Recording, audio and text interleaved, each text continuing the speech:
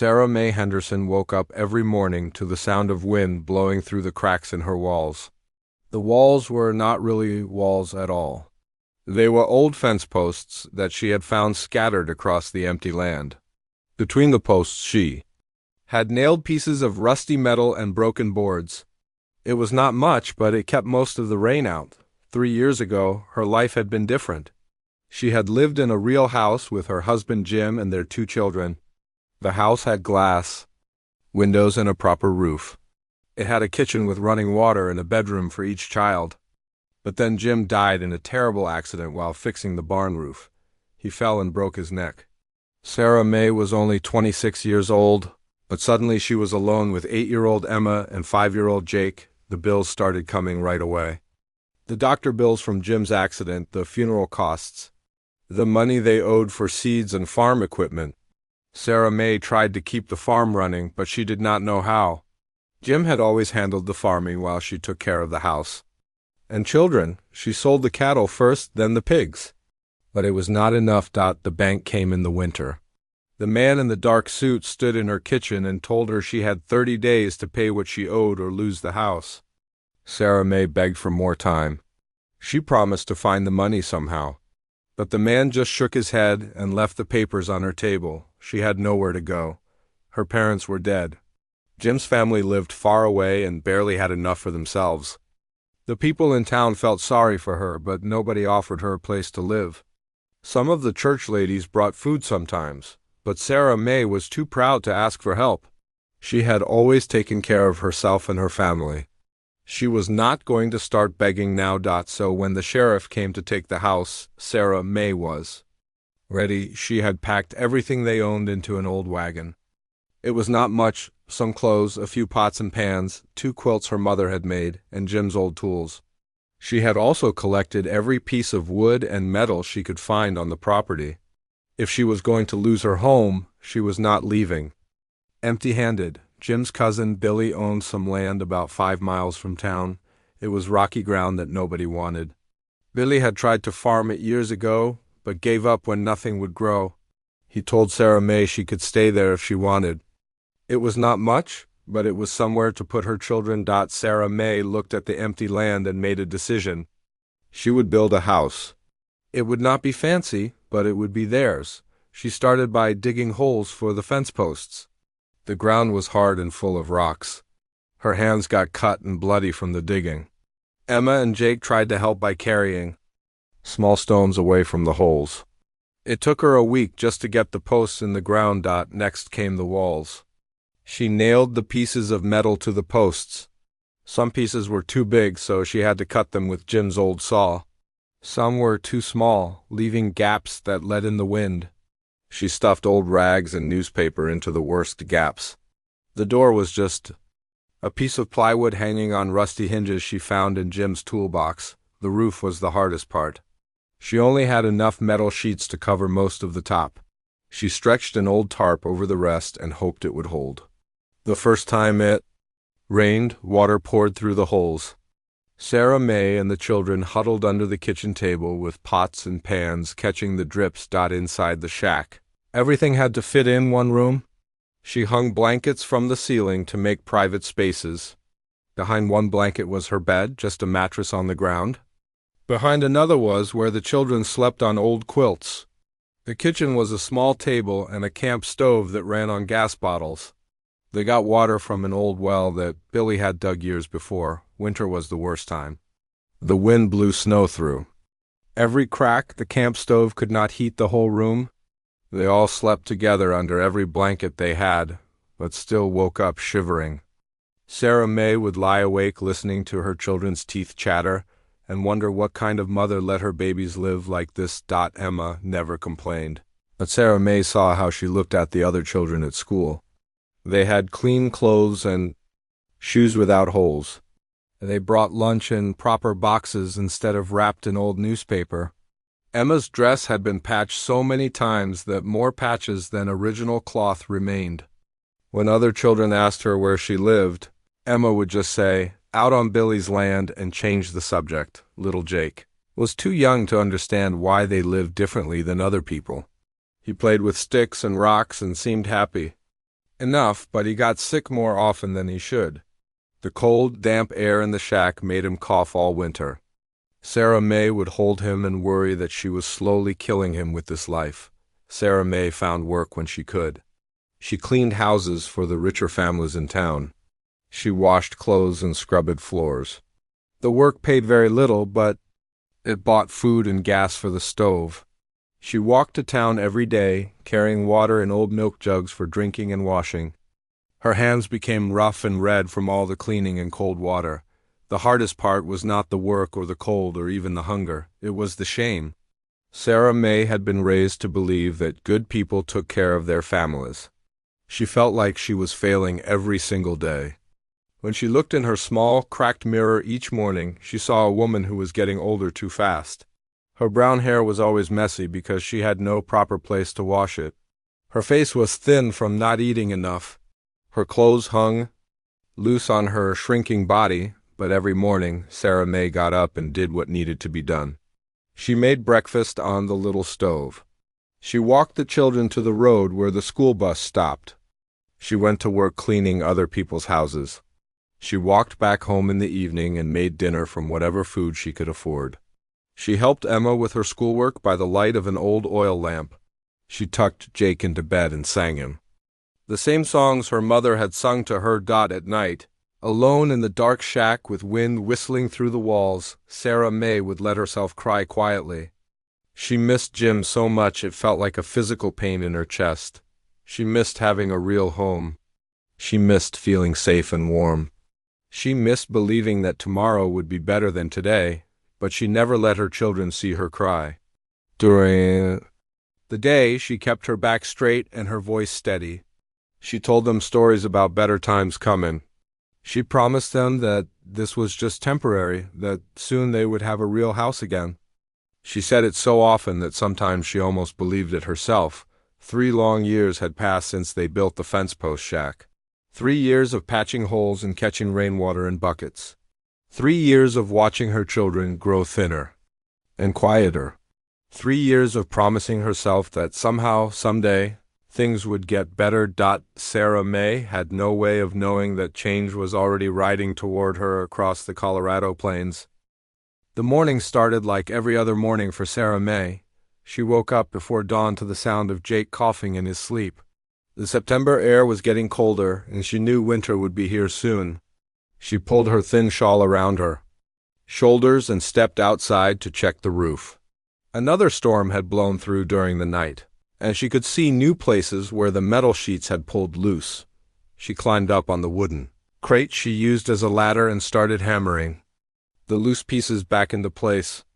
The hammer was heavy in her small hands, and each swing sent sharp pains through her shoulders.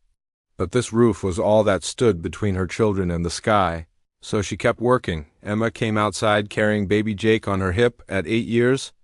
Old Emma already acted more like a little mother than a child. She had learned to change Jake's clothes and feed him breakfast when Sarah May was working on the house. It broke Sarah May's heart to see her daughter growing up so fast, but she needed Emma's help to keep them all alive. "Mama, someone's coming," Emma said, pointing down the dusty road. Sarah May looked up from her hammering. In the distance, she could see a man on horseback riding toward their little shack. He was leading another horse behind him. Sarah May felt her stomach tighten with worry. People did not usually come out to Billy's land unless they brought bad news. She climbed down from the roof and smoothed her hair back as best she could. Her dress was old and faded, but it was clean. She had learned that looking neat was important even when you had nothing else. It was one of the few ways left to keep her pride. The rider came closer, and Sarah May could see that he was a tall man wearing a cowboy hat and leather boots. His horse was a beautiful chestnut color with a white mark on her face. The pack horse. Behind him carried bags and supplies. This was not someone from town. This was a stranger just passing through. The man stopped his horse about 10 feet from the shack and touched the brim of his hat politely. "Morning, ma'am," he said in a deep, quiet voice. "Name's Tom McCarthy. I hope you don't mind me stopping by." Sarah May lifted her chin and tried to look confident even though she felt embarrassed about the shack behind her. "Good morning, I'm Sarah May Henderson." These are my children, Emma and Jake. Tom nodded to the children with a friendly smile. Jake hid behind Emma's skirt, but Emma stared at the horses with wide eyes. She had always loved animals, but they had never been able to keep any livestock in their tiny space. "I'm looking for work, ma'am," Tom said. "Been traveling from ranch to ranch, seeing if anyone needs help with cattle or horses. Folks in town mentioned there was someone living out this way. Thought you might know if any of the nearby ranches are hiring." Sarah May felt a small disappointment. For just a moment, she had hoped this stranger might bring some kind of change to their lives. But he was just another drifter looking for work, like so many others who passed through the area. The Morrison Ranch about 2 miles north might. "Need help," she said. "They run cattle on the South Range." Tom nodded and thanked her for the information. But instead of riding away, he stayed on his horse looking at their little shack. Sarah May followed his gaze and tried to see it through his eyes. The fence posts were crooked and weathered gray. The metal sheets were rusty and full of holes. The door hung at a strange angle because one hinge was broken. Weeds grew right up to the walls because she had never had time to clear them away. "Would it be all right if I watered my horses at your well?" Tom asked. "Been riding since before sunrise, and they're getting thirsty." Sarah May nodded toward the old well. "Help yourself. The water's good." Tom climbed down from his horse and led both animals to the well. He moved with the easy grace of someone who had spent his whole life around horses. While they drank, he looked around at the little property. His eyes took in the patches on the roof, the gaps in the walls, and the children's thin faces. "That's a fine job you did building this place," he said to Sarah May. "Not easy to put up walls by yourself." Sarah May felt her face flush. She knew. He was just being polite. Anyone could see that the shack was barely holding together. "It keeps the rain out mostly," she said. "Better than sleeping under the stars," Tom replied. "I've done plenty of that." A man appreciates a roof over his head even if it's not fancy. Something in his voice made Sarah May look at him more carefully. He was not a young man, maybe 35 or 40.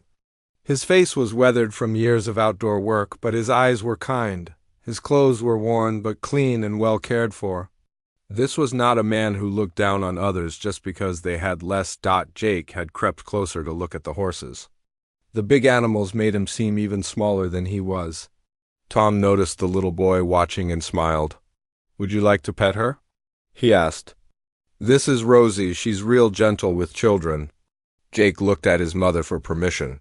Sarah May nodded, and Jake reached out one small hand to touch the horse's soft nose. Rosie snuffled gently, and Jake giggled with delight. It was the first time Sarah May had heard him laugh in weeks. "She likes you," Tom told Jake. "Horses are good judges of character." Emma came closer too, drawn by her brother's excitement. Soon, both children were petting the horse and asking Tom questions about where he had come from and where he was going. Tom answered patiently, telling them about the different ranches he had worked on and the places he had seen. While the children talked to Tom, Sarah May noticed how carefully he treated them. He spoke to them like they mattered, not like they were just poor children who should be ignored. When Jake asked if he could sit on the horse, Tom looked to Sarah May for permission before lifting the little boy up onto Rosie's back. Jake's face lit up with pure joy. "I can see the whole world from up here," Jake announced, making Emma and Tom laugh. After a few minutes, Tom lifted Jake down and stepped back toward his horses. Sarah May expected him to mount up and ride away, now that his animals had drunk their fill, but instead he stood there looking at the shack again with that same thoughtful expression. Finally, he spoke the words that would change everything.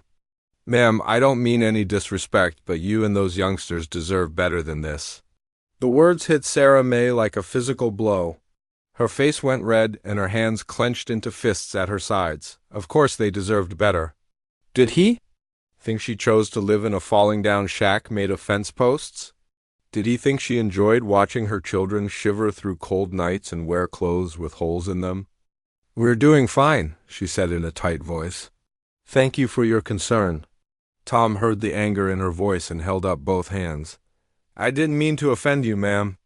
I can see you're doing everything you can for your children.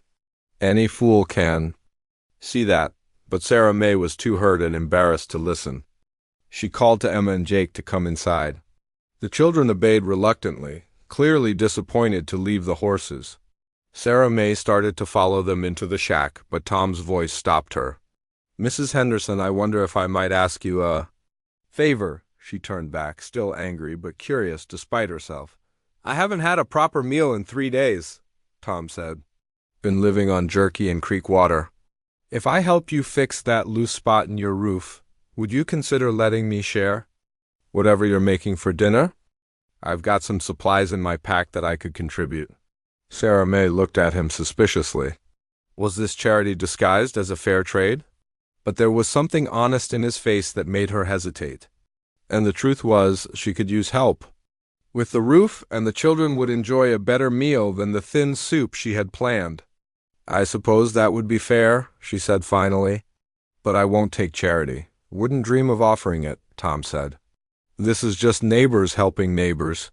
As Tom unpacked his tools and prepared to climb up on the roof, Sarah May went inside to start preparing dinner.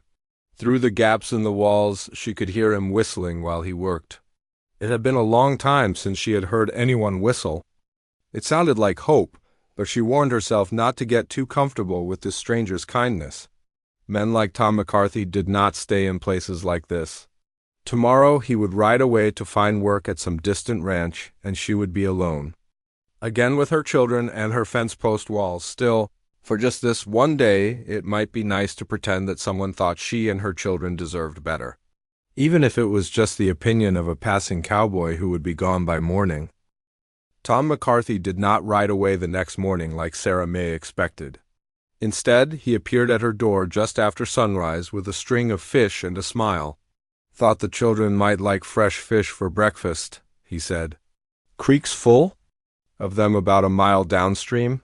Sarah May looked at the fish with mixed feelings. Her children had not eaten fresh meat in weeks, and she could already see Jake's eyes getting big with excitement.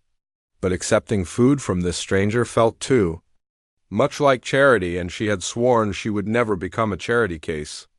"That's very kind, but we can't pay you for them," she said carefully. Tom shrugged.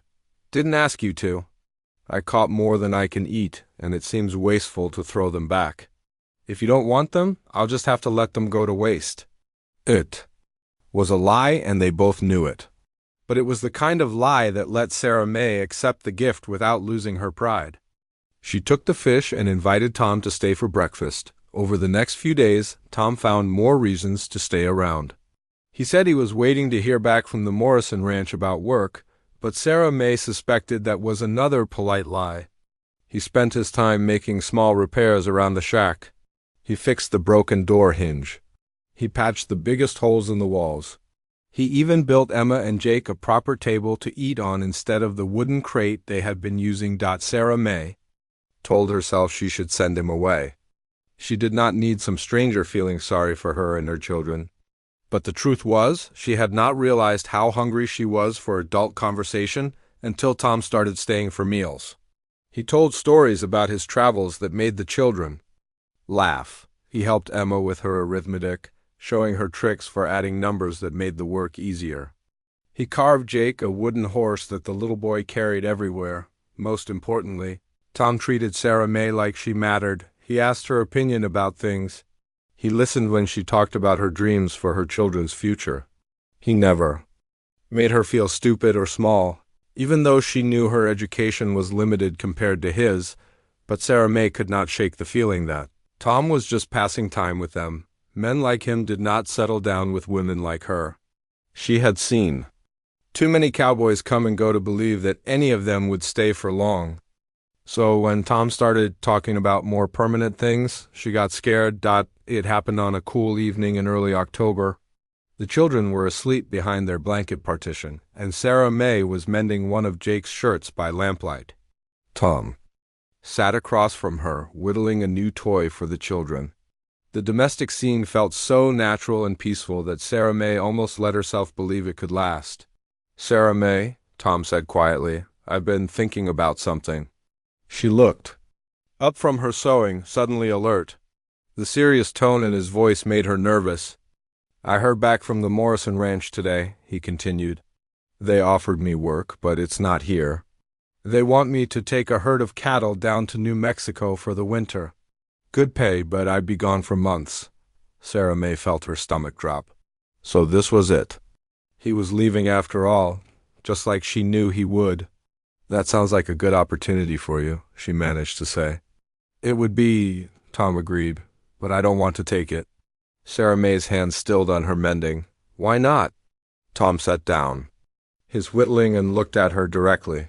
Because I don't want to leave you and the children. I've been thinking that maybe it's time I stopped wandering around and settled down somewhere. Sarah May's heart started beating faster. She was not sure where this conversation was going, but she could feel it leading somewhere important. There's a ranch about 40 miles south of here that needs a foreman, Tom continued. The job comes with a house, a real house with glass windows and a wood stove. 3 bedrooms, so the children could each have their own space. Sarah May stared at him. That sounds wonderful for you. It would be wonderful for all of us, Tom said. Sarah May, I'm asking you to marry me. The words hung in the air between them like smoke from the oil lamp. Sarah May felt like she could not breathe. Marriage. He was talking about marriage. I know it might seem sudden, Tom went on. We haven't known each other very long. But I feel like I've been looking for you and the children my whole life without knowing it. I want to take care of you. I want to give Emma and Jake the kind of life they deserve, and I want to spend whatever years I have left making you happy. Sarah May set down her mending with shaking hands. Tom, you don't understand?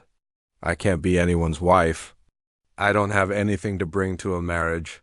No money, no land, nothing. Look at me. She gestured to her patched dress and work-rough hands. Look at where I live. What kind of wife would I make for a man like you? The only kind I want, Tom said simply. Sarah May, you're the strongest person I've ever met. You built a home out of nothing. You've kept your children safe and healthy under impossible circumstances. You work harder than any 2 men I know. What more could I ask for?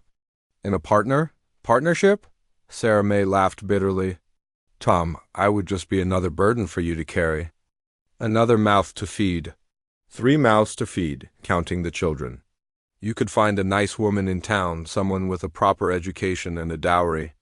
Someone who could help you instead of dragging you down. Tom leaned forward, his eyes serious. Is that really what you think? That you would drag me down? I know I would, Sarah May said. I've got nothing to offer except more problems and responsibilities. Why would you want to saddle yourself with a widow and her children when you could have so much better? Because I don't want better, Tom said firmly. I want you. Sarah May, I've been alone for 15 years, moving from place to place with nothing but my horse and my saddle. I've never met a woman who made me want to stop moving until I met you. You make me want to build something permanent, something that matters. Sarah May felt tears burning behind her eyes, but she forced them back. She could not afford to believe him. She had believed in happiness once before, with Jim, and look how that ended. Life had taught her not to trust good things because they always got taken away. You say that now, she said. But what happens when you get tired of taking care of? U.S.? What happens when you realize that marrying me was a mistake? You'll leave, and then where will we be? At least now I know I can take care of my children by myself. Tom was quiet for a long moment.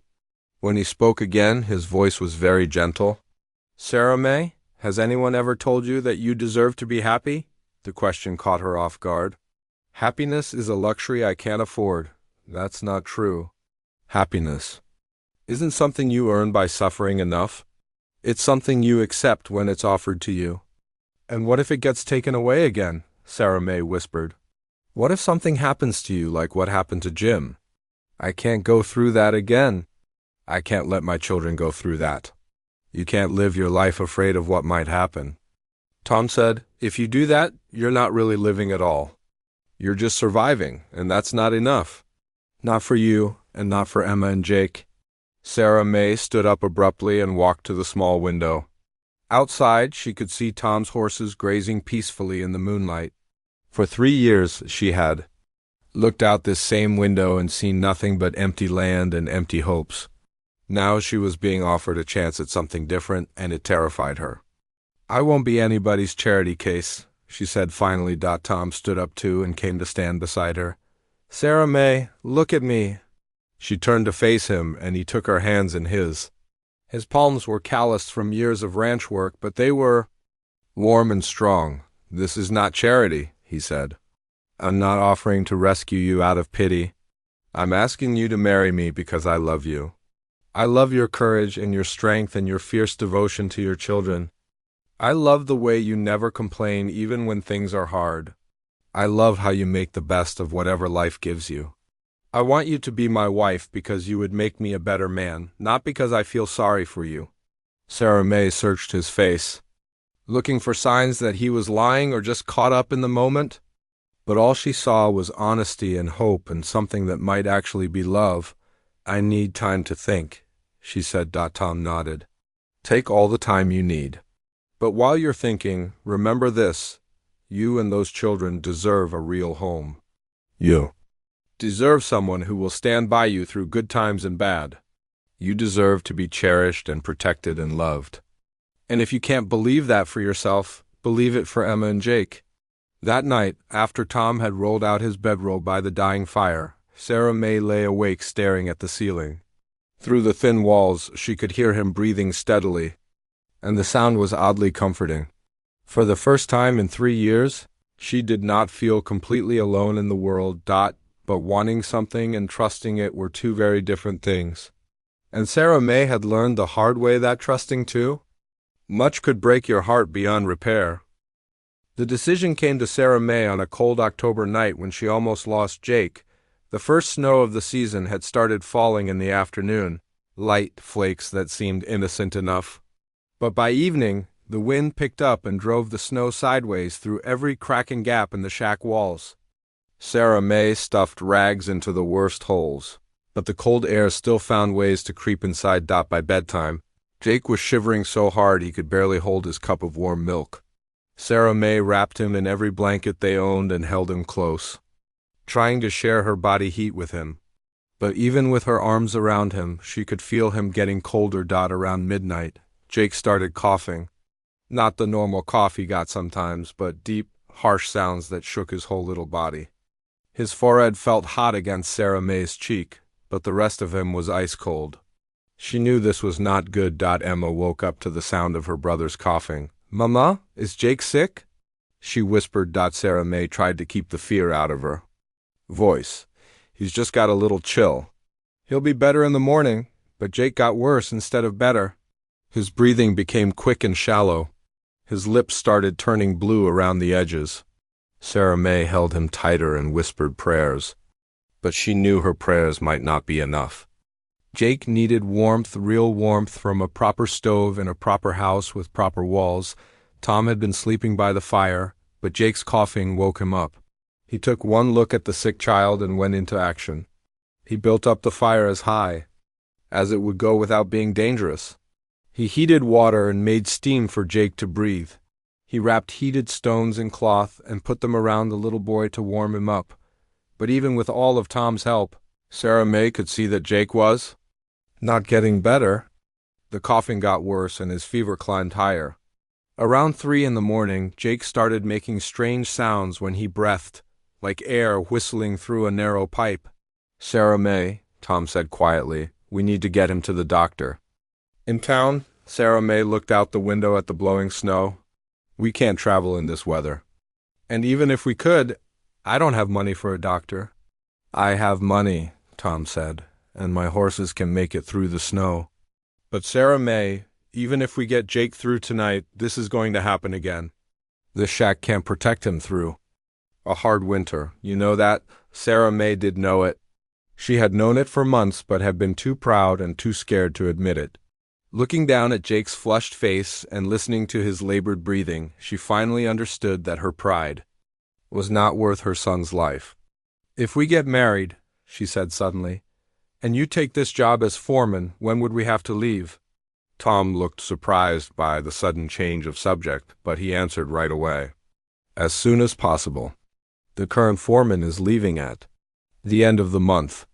If I take the job, we could be in our new house within 2 weeks.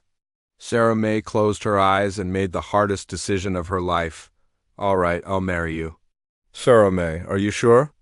I don't want you to decide because you're scared about Jake. I want you to marry me because you want to, not because you feel like you have to. Sarah May looked at this good man who had already done so much for her and her children. She thought about his gentle way with Emma and Jake. She remembered how he had worked on their roof without being asked, how he had brought them fish and carved toys, how he had treated her like she mattered. Maybe it was not the passionate love she had felt for Jim, but it was something solid and real and good. I want to marry you, she said, and was surprised to discover that it was true. But Tom, you have to understand something. I can't promise to be the perfect wife. I don't know how to be a lady. I don't know proper manners or how to entertain guests. All I know is hard work and taking care of children. Tom smiled. That's all I need you to know. Sarah May, I'm not looking for a fancy lady. I'm looking for a partner who will work beside me and help me build something good. I think we can do that together. The next morning brought clear skies and sunshine that made the snow sparkle like diamonds. Jake's fever had broken during the night, and his breathing was easier. But Sarah May knew Tom was right. They had been lucky this time. The next time might be different. Tom rode into town to speak with the preacher, while Sarah May began the strange task of preparing for her own wedding. She had never imagined getting married in a fence-post shack while wearing her oldest dress. When she had married Jim, she had worn her mother's wedding dress and carried a bouquet of roses from their garden. This would be very different, but Emma was excited enough for both of them. She picked wildflowers from the field and braided them into a crown for her mother's hair. She helped Jake practice walking down the imaginary aisle without tripping. She chattered constantly about their new house, and whether she would have her own bedroom and if there would be room for a garden. Jake was still weak from his sickness, but he perked up when Tom told him about the horses that lived on the ranch. Where they were going. Will I be able to ride them? He asked. When you're bigger and stronger, Tom promised. First, I'll teach you how to take care of them. A good horseman always takes care of his animals before himself. The wedding took place 3 days later in the little church in town. Sarah May wore her best dress, which was not very good, but Emma's wildflower crown made her feel almost beautiful. The preacher's wife had brought a bouquet from her own garden, and the simple flowers seemed more precious than gold. There were only 5 people at the wedding: Sarah May, Tom, Emma, Jake, and the preacher. The preacher's wife played the old pump organ and served as witness. It was not the grand celebration Sarah May had dreamed of as a young girl, but it felt right. Simple and honest, like the man she was marrying. When the preacher asked if she took Tom to be her husband, Sarah May's voice was steady and clear. I do. When Tom promised to love and cherish her and her children for as long as he lived, she believed him. After the ceremony, Tom lifted Emma and Jake up onto his horse so they could ride through town together as a family. Sarah May rode behind Tom, on Rosie, her arms around his waist, and felt something she had almost forgotten how to feel: hope for the future. They spent that night in the hotel in town, the first time any of them had slept between real sheets in years. Emma and Jake shared one bed, and Sarah May had her own bed in the room next door with Tom. She lay awake listening to her children's peaceful breathing through the thin wall and marveled at how quickly everything had changed. Tom was gentle and patient with her, understanding that this was all new and frightening. He did not push her to be anything other than what she was. When she woke up the next morning and saw him sleeping beside her, she felt a strange mix of gratitude and terror. She was no longer Sarah May Henderson, the widow who lived in a shack. She was Sarah May McCarthy, and she had a husband who promised to take care of her and her children, but promises were easy to make and hard to keep. As they loaded their few belongings into Tom's wagon for the journey to their new home, Sarah May whispered a prayer that this time happiness would not be taken away from her. She had risked everything on the belief that Tom McCarthy was a man who kept his word. Now she would find out if she had been right to trust him. Emma climbed up onto the wagon seat beside Tom, chattering excitedly about their new adventure. Jake curled up in the back with their bundles, still tired from his recent illness, and Sarah May sat beside her, new husband, as they drove away from everything she had known for the past 3 years. She did not look back at the fence post shack. That part of her life was over now, and she was ready to see what came next. For the first time in longer than she could remember, Sarah May McCarthy was not afraid of tomorrow. The house looked like a palace to Sarah May and her children. It sat on a small hill overlooking the ranch, with white painted walls and a red tin roof that did not have a single hole in it. Real glass windows sparkled in the afternoon sun, and smoke rose from the chimney, promising warmth inside. Tom stopped the wagon in front of the house and helped his new family down. Emma and Jake stood staring at their new home with wide eyes and open mouths. Sarah May felt tears starting, but for once they were happy tears. "It's so big," Emma whispered. "Are we really going to live here?" "We really are," Tom said, swinging Jake up onto his shoulders. "Would you like to see inside?" The front door opened into a real living room with furniture and curtains on the windows. There was a kitchen with a proper stove and running water from a pump right at the sink. Sarah May ran her hand over the smooth wooden counter and tried to remember the last time she had cooked on something other than a camp stove. "This door leads to our bedroom," Tom said, showing her a room with a real bed and a chest of drawers. "And down the hall are 2 more bedrooms, one for Emma and one for Jake." The children ran down the hall to see their rooms, their footsteps echoing on the wooden floors. Sarah May could hear Emma squealing with delight as she discovered that her room had built-in shelves for books and a small desk by the window. Jake's room was smaller but perfect for a little boy, with space for toys and clothes and the wooden horse Tom had carved for him. "Tom," Sarah May said quietly, "I don't know what to say." "You don't have to say anything," he replied. "This is your home now, our home." That first night, Sarah May lay in the real bed with real sheets and listened to the sounds of her new life. The house was so quiet compared to the shack. No wind whistling through cracks. No creaking and shifting as the walls moved in the breeze. Just peaceful silence and the distant sound of cattle settling down for the night. She could hear Emma and Jake talking quietly in their rooms, too excited to sleep. They were discussing all the wonderful things about their new house. The indoor bathroom, the pantry full of food, the warm quilts on their beds. Sarah May smiled in the darkness, remembering how it felt to be a child discovering something magical. Beside her, Tom was already asleep, breathing deeply and evenly. He had worked hard all day getting them settled in and explaining his new duties as ranch foreman. Tomorrow he would start his job in earnest, managing the cattle and the other ranch hands. Sarah May worried that she would not know how to be a foreman's wife, but Tom had assured her that she just needed to be herself. The next few weeks passed in a blur of new experiences. Sarah May learned to cook on the big stove and discovered the joy of having enough food to make proper meals. Emma started at the local school, where the other children were impressed that she lived on a real ranch. Jake grew stronger every day, running around the yard and playing with the ranch dogs. Tom was everything he had promised to be as a husband and father. He was patient with Sarah May as she learned her way around her new role. He helped Emma with her homework and taught Jake to ride on a gentle old mare. He treated Sarah May's children as if they were his own, never making them feel like outsiders in their new family. But Sarah May still struggled with believing that this happiness would last.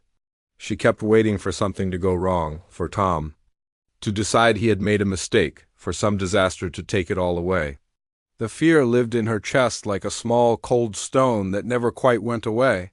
The test came in February, when Sarah May got word that her old shack had burned down. A lightning strike during a winter storm had set the dry fence posts on fire, and the whole structure had burned to the ground in minutes. When Tom told her about it, Sarah May felt a strange mix of sadness and relief. "I should be happy," she told Tom as they sat by their fire that evening. "That place was falling apart anyway.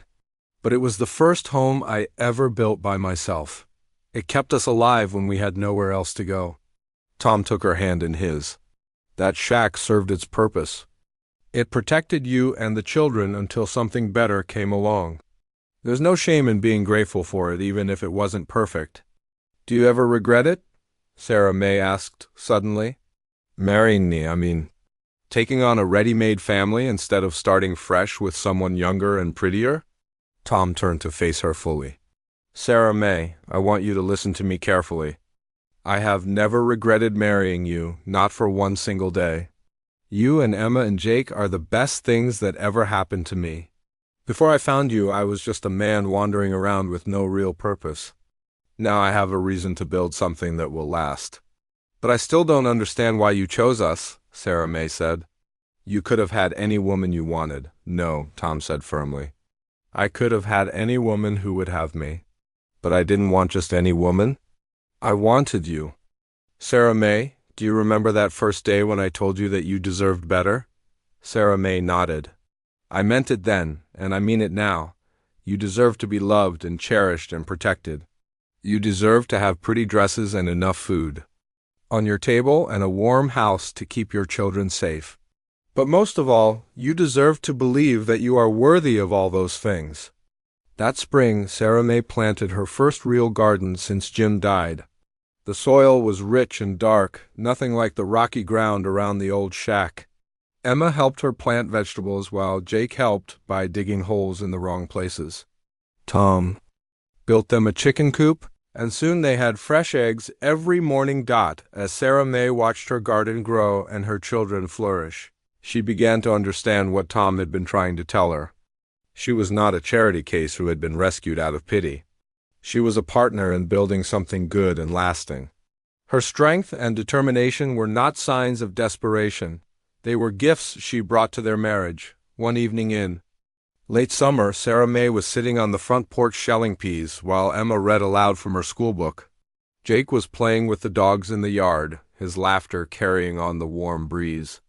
Tom was working with a difficult horse in the corral, his movements sure and gentle. Looking at this scene, her children healthy and happy, her husband doing work he loved, her own hands busy with providing for her family, Sarah May, finally, felt the cold stone of fear in her chest begin to dissolve. This was real. This was hers. This was home. Mama, Emma said, looking up from her book. Are you crying? Sarah May wiped her eyes and smiled. Just happy tears, sweetheart. Sometimes people cry when they're very happy. I understand, Emma said. Seriously, I cried happy tears on our first night here too. That night, as Sarah May was tucking Jake into his own bed in his own room, he looked up at her with his father's eyes and said, Mama, I'm glad we don't live in the fence post house anymore. Me too, baby, Sarah May said, kissing his forehead. Me too. Later, as she sat with Tom on their front porch watching the stars, Sarah May thought about the journey that had brought them here. From the desperate woman building shelter out of scraps to the ranch foreman's wife with a real home and a future full of possibilities, it seemed impossible that both women could be the same person. Tom, she said, I want you to know that I love you. Not just because you saved us, but because of who you are. Because you saw something worth loving in me when I couldn't see it myself. Tom squeezed her hand. I didn't save you, Sarah May. You saved yourself. I just had the good sense to recognize a treasure when I found one. Years later, when Emma became a teacher and Jake took over as foreman of their own ranch, people would ask Sarah May to tell the story of how she met Tom. She would always begin the same way. I was living in a shack made of fence posts when a cowboy rode up and told me I deserved better. But the real story, she knew, was not about being rescued. It was about learning to believe that she was worthy of love and happiness and all the good things life had to offer. Tom had not saved her from her circumstances. He had simply helped her see that her circumstances did not define her worth. The fence posts were long gone, burned to ash and scattered by the wind. But the woman who had built that first shelter with her own hands had grown into someone who could build anything she set her mind to, including a marriage, based on respect and partnership and the daily choice to love and be loved, and on quiet evenings when the work was done and her family was safe around her. Sarah Mae McCarthy would look up at the stars and whisper a prayer of gratitude for the cowboy who had ridden into her life and seen not a charity case, but a woman who deserved better and who was strong enough to claim it.